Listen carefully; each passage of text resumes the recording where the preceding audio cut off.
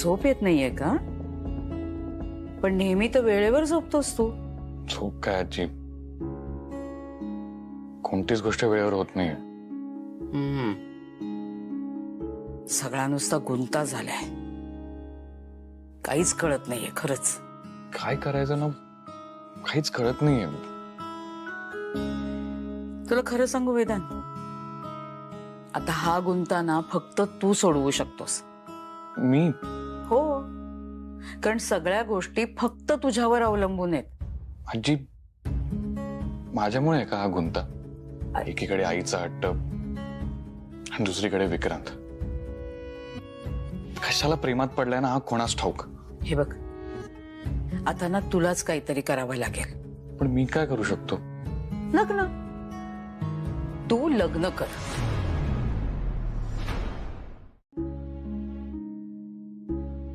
आजी मला माफ कर, पण माझ्या लग्नाचा विषय पण नकोय मला. अरे आजी, मला नाही करायचंय का लग्न? लग्न म्हणजे ना वेड्यांचा बाजार. आणि तू प्लीज मला नको नेऊस तिथे. ऐक माझं, तू निदान साखरपुडा तरी कर ना. हे बघ, म्हणजे नूतनची अट सुद्धा पूर्ण होईल, हो की नाही? आणि आपल्याला विक्रांतचं लग्न लावून देता येईल. हे बघ वेदांत, सगळ्या गोष्टी सोप्या होऊन जातील. तू तू फक्त ना साखरपुड्याचं मनावर घे. कशी मुलगी हवी मला सांग, मी लगेच कामाला लागते. आणि असं म्हणू नकोस की कशी मुलगी हवी याचा मी विचारच केलेला नाहीये आजी. असं होऊच शकत नाही, कारण या वयामध्ये ना असे विचार मनात येतातच. तू फक्त मला सांग, मी लगेच कामाला लागेल. हा आजी, मला नको ना अडकवस यात. अगं मला नाही करायचंय लग्न.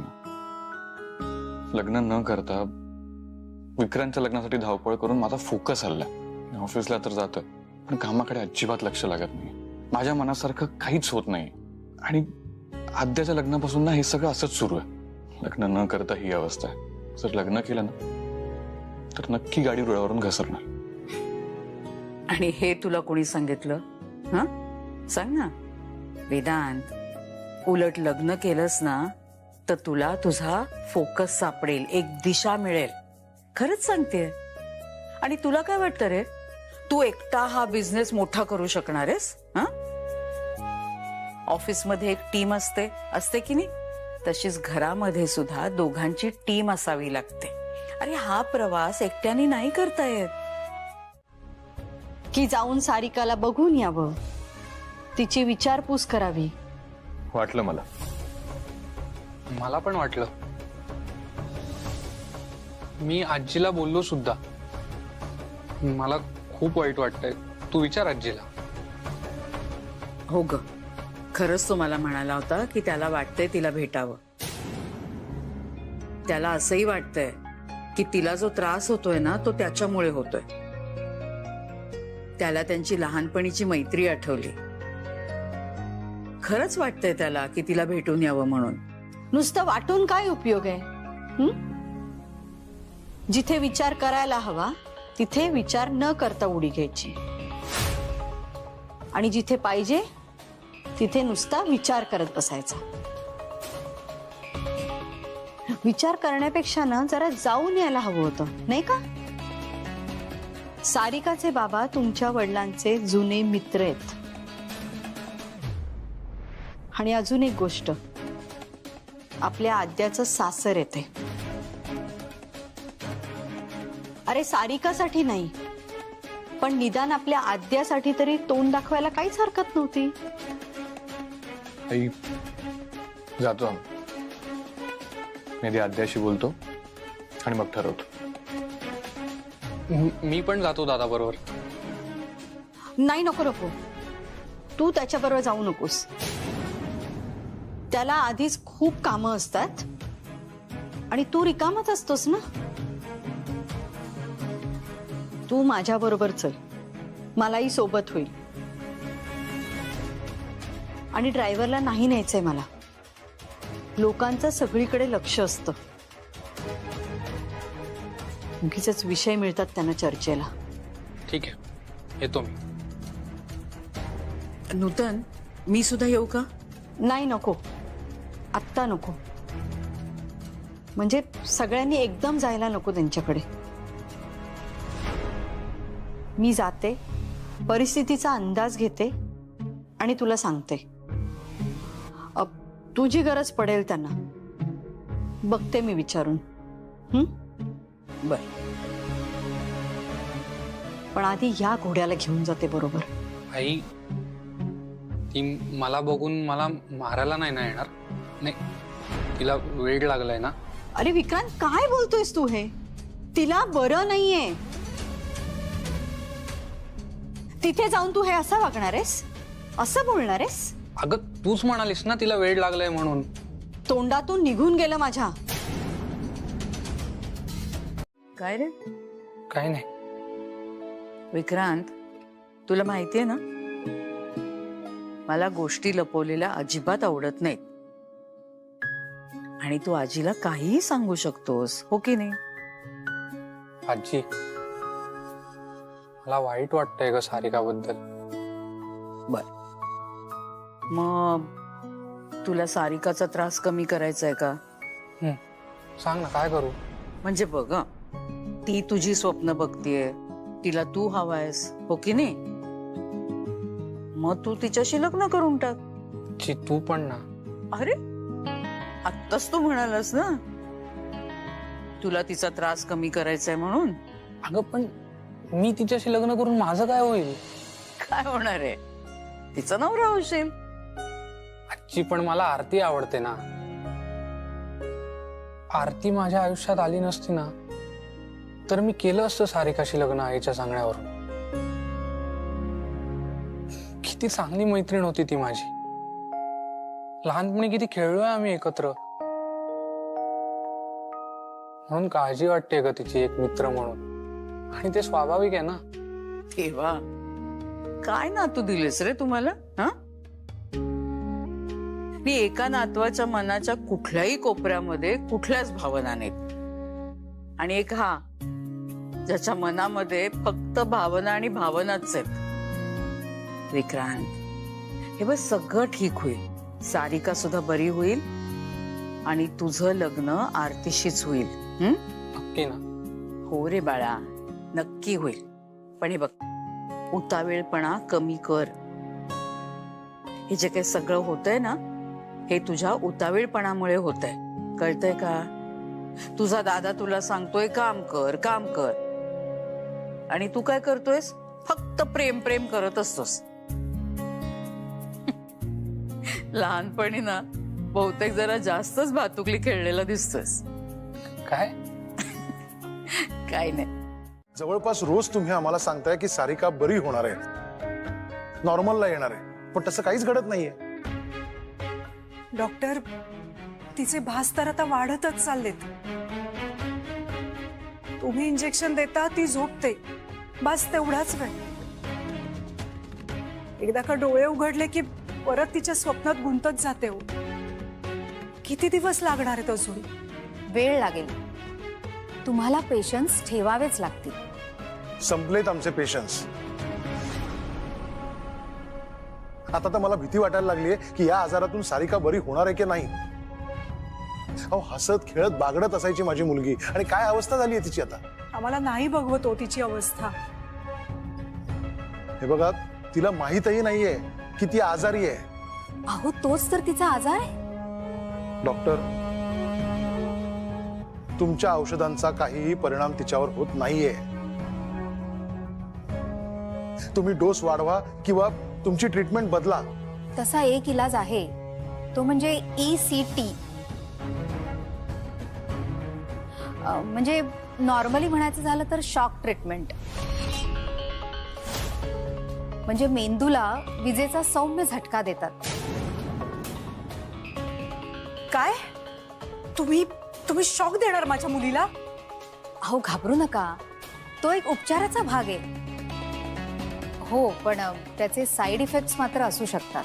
नाही नाही, असली कुठली ट्रीटमेंट तिला देऊ नका. अहो, मग मी तेच तर सांगण्याचा प्रयत्न करतेय की मला आत्ता तरी या उपचाराची गरज वाटत नाहीये.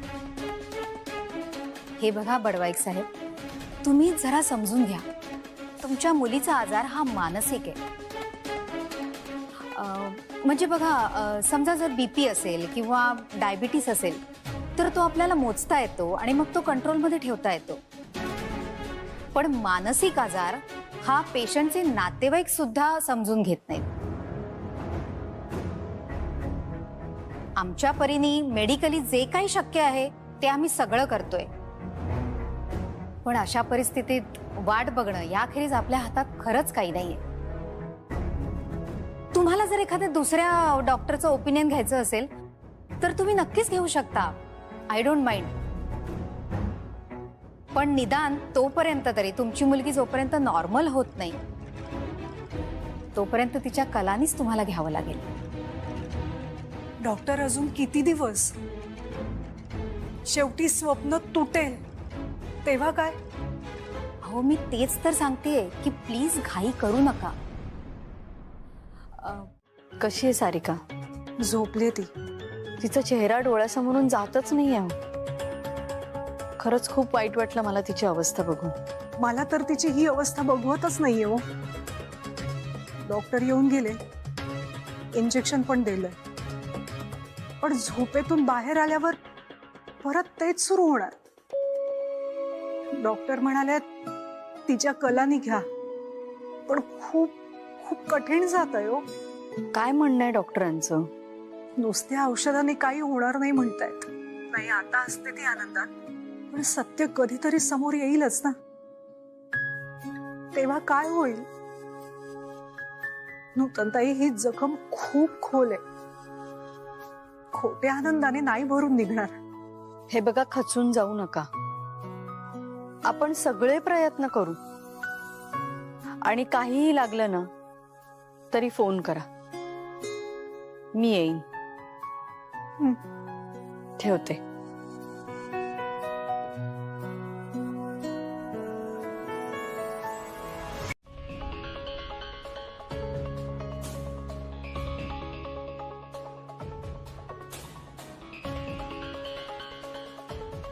एक काय ग, काय चुकताय सारख्या सारख्या?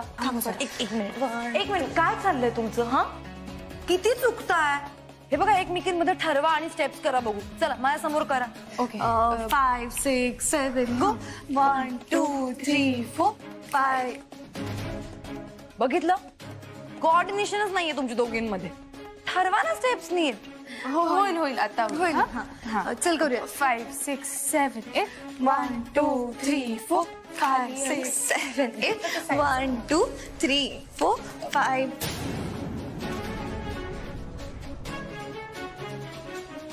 काय झालं? थांबलात का?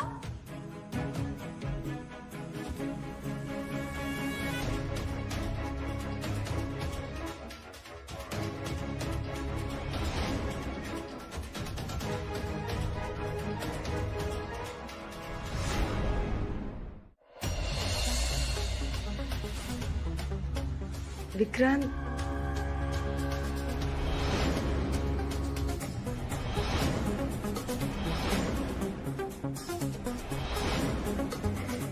विक्रांत, तू कधी आलास आणि फोन का नाही केलास यायच्या आधी?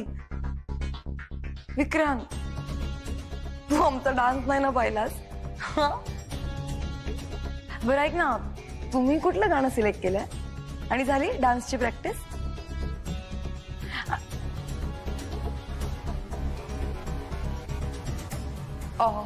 सॉरी सासूबाई, मी बघितलंच नाही आहो तुम्हाला. म्हणजे माझं लक्ष नव्हतं. ते डान्सची प्रॅक्टिस वगैरे सगळं चालू आहे ना, त्यामुळे लक्ष नाही गेलं. काय घेणार तुम्ही? चहा, कॉफी? मी स्वतः बनवते. नाही नाही, काही नको मला. तू कशी आहेस सारिका? मी मस्त आहे. थोडी धावपळ चालली आहे, वेळ नाहीये ना. विक्रांत, तुला माहितीये मी लग्नाची काय काय तयारी केली आहे? चल मी तुला दाखवते. सासूबाई आलोच.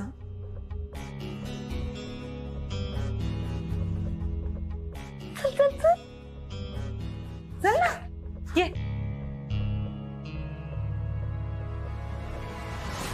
माझा ऐक आता. मला तुझ्या चेहऱ्यावरचा आनंद दिसतोय. मला कळतंय, मी सगळं समजू शकतो. प्लीज तू हे एक्सेप्ट कर की आपलं लग्न होऊ शकणार नाहीये. जी गोष्ट घडणारच नाहीये त्याचा इतका आनंद साजरा का करायचा? मला कळत नाहीये मी तुला कसं समजावू, पण तुझा काहीतरी गैरसमज झालाय. नको ही असली स्वप्न रंगवूस. मी पुन्हा सांगतो, आपलं लग्न होणार नाहीये.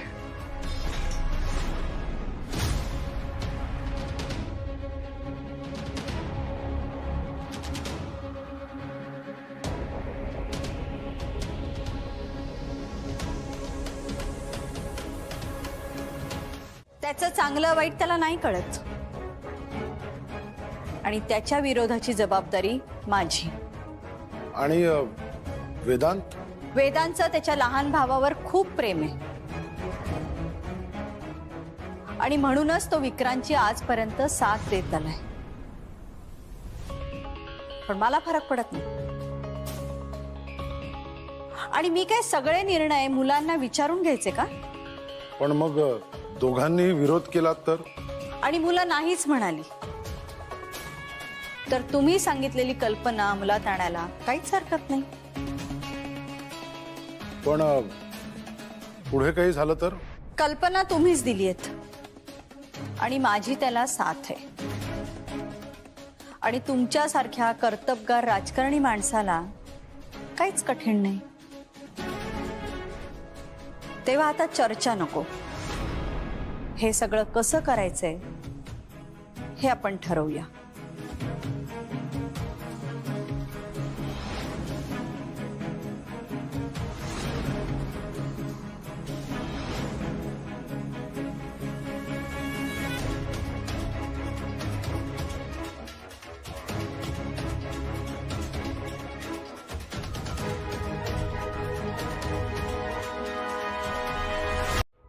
स्माइल. एक मिनिट.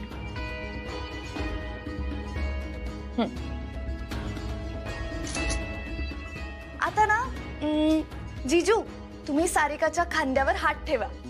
तो नाही ठेवणार. एक मिनिट. स्माइल. आता ना आता पोज बदला. एक मिनिट. हा क्यूट. बघा इकडे. हे बघा कसे आले. मस्त आलेत. किती गोड आलेत. सारिका किती खुश दिसतीये ना. जीजू आमच्या सारिकाला नेहमी खुश ठेवा. तिला अजिबात त्रास नाही द्यायचा. हा मला माहितीये ना तो खूप खुश ठेवणार आहे मला. विक्रांत सांगता ना तू किती प्रेम करतोस माझ्यावर. सांग त्यांना तू काय काय करू शकतोस माझ्यासाठी. बघा प्रिया अजून लग्न झालं पण नाहीये आणि आत्तापासूनच नवऱ्याची बाजू घेतीये. असं काही नाहीये. प्लीज जीजू सांगा ना तुम्ही सारिकासाठी काय काय करू शकता. तुम्ही दोघं फिरायला कुठे जाणार आहात. हो विक्रांत आपण फिरायला कुठे जायचं हे ठरवलंच नाही. अरे सांग ना कुठे जायचं हनीमूनला. जीजू तुम्ही पॅरिसला जाता का किंवा न्यूयॉर्क. बेस्ट. स्वित्झर्लंड.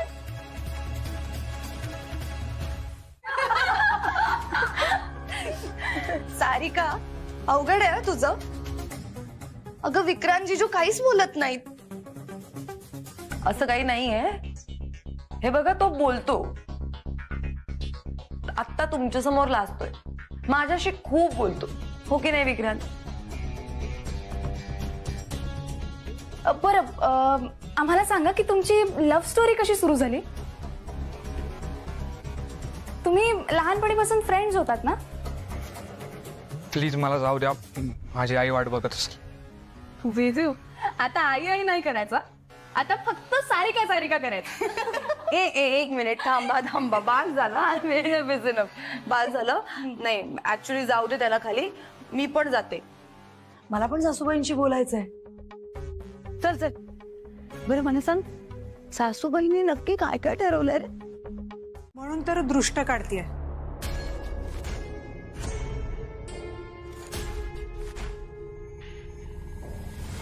हे सगळं काय चाललंय? तू जरा शांत राहतोस का? अरे विक्रांत, असं काय करतोयस?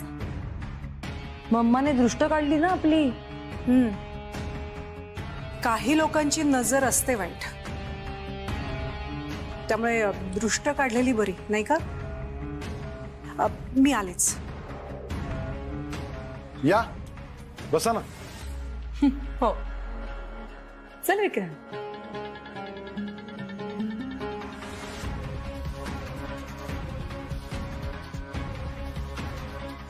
हा विक्रांत, हे बघ आमचं सगळं प्लॅनिंग झालंय. तू अजिबात टेन्शन घेऊ नकोस. आणि आता मी तुझी होणारी बायको आहे ना, त्यामुळे मी तुला कुठल्याही गोष्टीचा स्ट्रेस घेऊ देणार नाहीये. ओके, डोंट वरी, सगळं छान होणार. सारिका एक मिनिट. आई, मला तुझ्याशी बोलायचं. 1 मिनिट ये. विक्रांत, अरे आई प्लीज.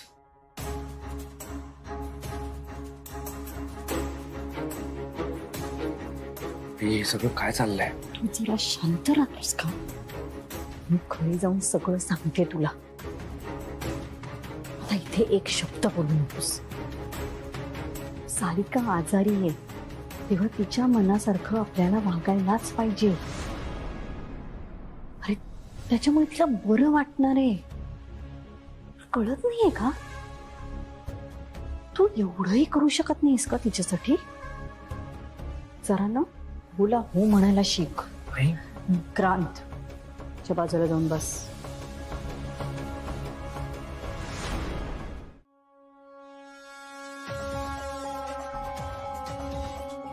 मम्मा, आमचा एक फोटो काढ ना. Sure. Vikrant, smile. Vikrant smile. मस्त, खूप छान फोटो आलाय. पप्पा ऐका ना, तुम्ही आपल्या सगळ्यांचा एक फॅमिली सेल्फी काढा. ठीक आहे. या. चला विक्रांत, ये ना. या सगळे जवळ. अमूल्य मॅडम, तुमच्याकडे आहे का काही मोफत सल्ला? असेल तर द्या. नाही सर, मी काय सल्ला देणार तुम्हाला? म्हणजे तुम्ही तुमच्या कामामध्ये परफेक्ट आहात, तुम्हाला तुमचं काम चांगलंच माहिती. ते मी फक्त हे सांगायला आले होते की मी निघते आता. ठीक आहे जा. अमूल्य, मला एक विचारायचं होतं. तुला काय वाटतं, सारिकाला खरंच काहीतरी झालंय का नेहमीसारखं नाटक करते? कारण मला तिच्यावर विश्वास नाहीये. माझा पण तिच्यावर विश्वास नाहीये. आणि सुरुवातीला मला पण ही शंका आली होती, पण जेव्हा मी तिला भेटले ना, मला सुद्धा कळलं की ती खरंच एका काल्पनिक विश्वात रमली. इनफॅक्ट तिची जी औषधं, जी इंजेक्शन सुरू आहेत ना, ती अण्णांनी तपासली. त्यांचं सुद्धा हेच म्हणणं आहे की सारिकाची केस खूप कॉम्प्लिकेटेड आहे. आपल्याला तिची काळजी घ्यावी लागेल, जपावं लागेल ते. हे सगळं व्हायला नको होतं. भेटेन मी तिला, नक्की भेटेन. फक्त माझं हे काम आटोक्यात आलं पाहिजे.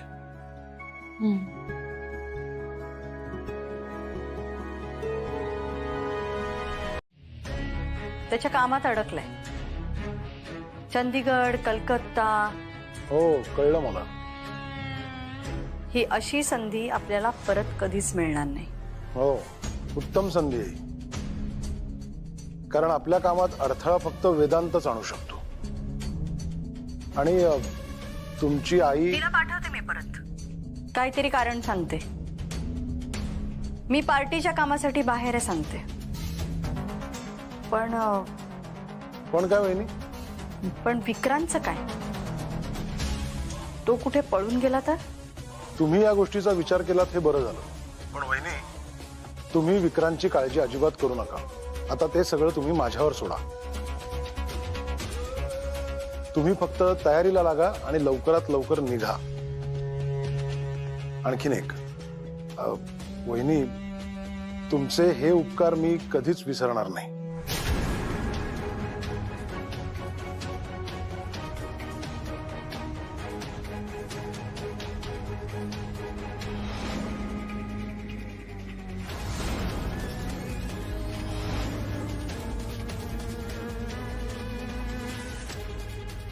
हो, अहो नेमकं काय करते मला तरी सांगा. सांगतो, सगळं सांगतो. तुम्ही 2-3 दिवसांचे कपडे सोबत घ्या आपल्या तिघांचे, आणि बाकी कुठल्याही गोष्टींची काळजी करू नका. आपल्याला संध्याकाळीच निघायचंय. आणि सार्थक? सार्थक आणि सुनबाईंना यातलं काहीही कळता कामा नये. त्यांना काय सांगायचं ते मी बघतो. चला कामाला लागा. काय सांगतोय मी, चला कामाला लागा. काय गाई, कुठे बाहेर जातेस? अगं मला आवाज द्यायचास ना, एवढ्या जड बॅगा तू का उचलून आणल्यास? अरे काही हरकत नाही. अरे तू दिसला नाहीस म्हणून मी घेऊन आले. आता तूच उचल. Yes ma'am. अजून काय सेवा करू आपली? सांगते. पण तू जातेस कुठे एवढ्या बॅग्स घेऊन? ह्या सगळ्या बॅग्स माझ्या एकटीच्या नाहीच आहेत. अच्छा, तू आणि आजी जात आहे. क्या बात आहे. हे आई, गेल्या कित्येक वर्षात तू आणि आजी असे बाहेर फिरायला गेलाच नाहीत ना? आजीला पण छान वाटेल. पण मला काही बोलली नाहीस. नाही, सांगितलं असतंस तर मी पण एखादं डेस्टिनेशन सुचवलं असतं ना. एक मिनिट. दादा बाहेरच आहे. आता तू आणि आजी पण बाहेर जात आहे, म्हणजे इथे घरी मी एकटाच आहे. आहा, बाहेर मी आणि आजी जात नाहीये, त्यामुळे तू तुझे प्लॅन्स बनवूच नकोस. कारण बाहेर तू आणि मी जातोय. काय? आपण दोघं कुठे? सांगते. अगं कुठे जातोय आपण? एक मिनिट. आई सांग ना, असं अचानक. सांगते, सांगितलं ना. फोन तर घेऊ दे. बोला. हो, सगळी तयारी झाली. ठीक आहे, बाय. आई कुठे जातोय आपण? आई बरोबर यायला तुला काय प्रॉब्लेम आहे का? नाही, असं नाही. बरं थांब, मी चेंज करून येतो. नाही, काही गरज नाहीये. छान दिसतोयस. बरं बस. अरे बस, ये. सांगत काय? कुठे जातोय आपण? सांगते रे बाबा, किती घाई तुला.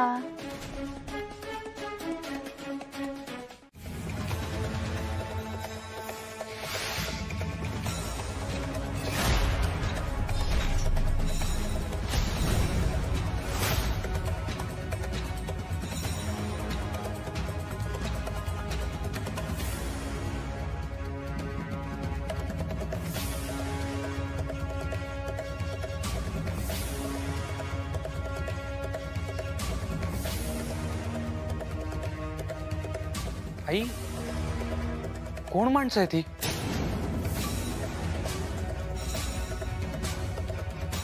आणि काका, तुम्ही इथे का आलात? काय काय चाललंय हे सगळं? आई कुठे नेतेस तू? मला नाही यायचं कुठे. वहिनी, विक्रांतची काळजी आता माझी माणसं घेतील. तुम्ही काळजी करू नका.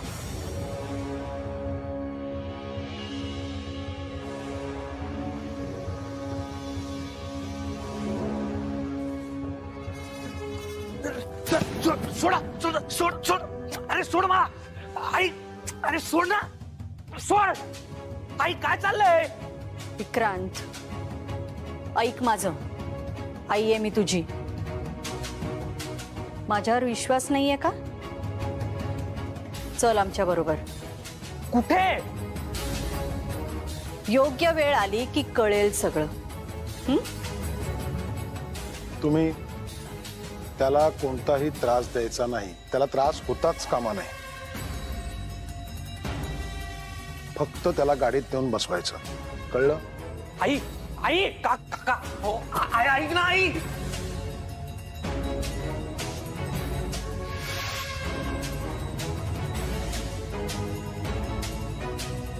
हा विक्रांतचा फोन.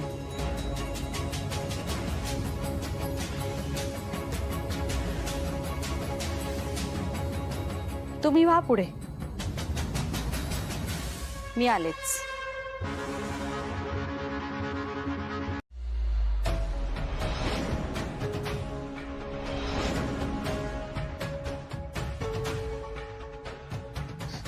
तुम्ही निघा इथून, कोणी थांबू नका इथे, जा बाहेर.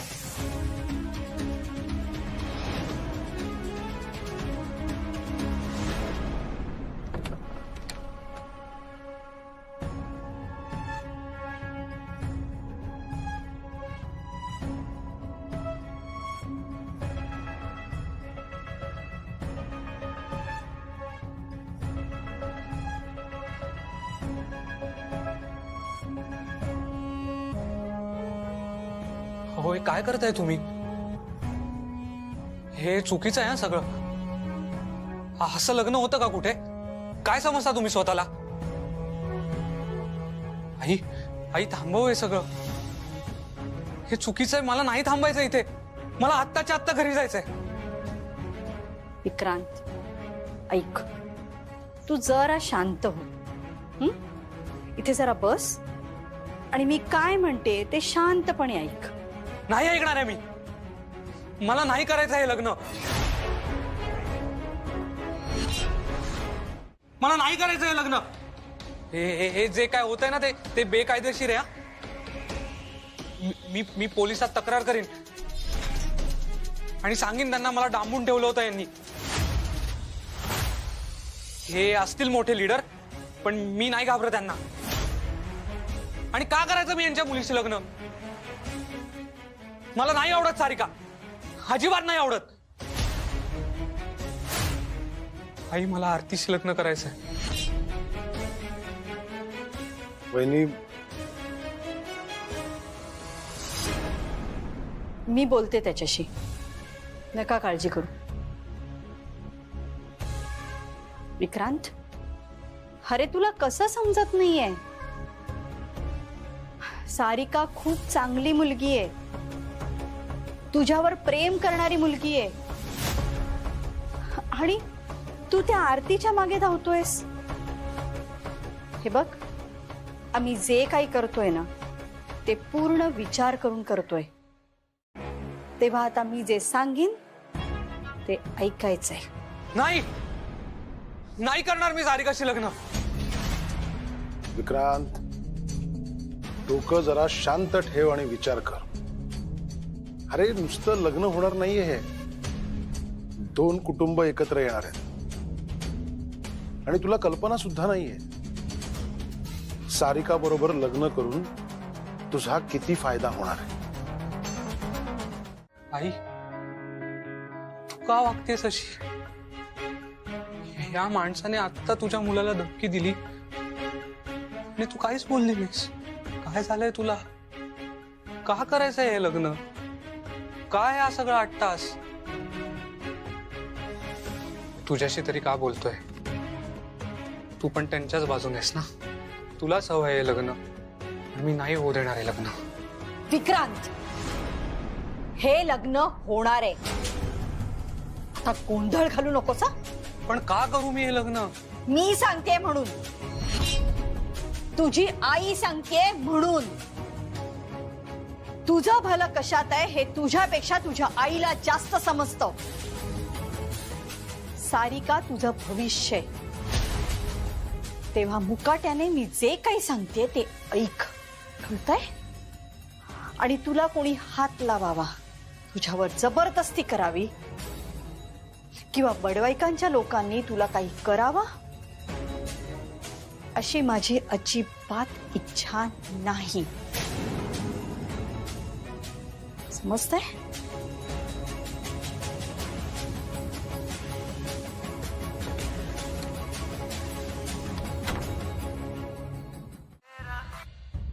बोल ताई. अमूल्य, तुला आठवतंय मी रात्री म्हणाले होते की विक्रांतचा मेसेज नाही आलाय? अगं पण तू त्याला गुड नाईट मेसेज केला होतास ना? हो, पण त्यावरही काहीच रिप्लाय नाही केलाय ग त्याने. सकाळी पण त्याचा गुड मॉर्निंग आला नाही, म्हणून मग मी मेसेज केला तर त्यावर पण रिप्लाय नाही. अगं ताई, तूच त्याला बोललीस ना मला परत परत फोन करू नकोस, म्हणून मग केला नसेल त्याने. हो, पण आमचं ठरलं होतं की सकाळी आणि रात्री एक मेसेज करायचा आणि त्यावर उत्तर द्यायचं. मग कामात असेल तो.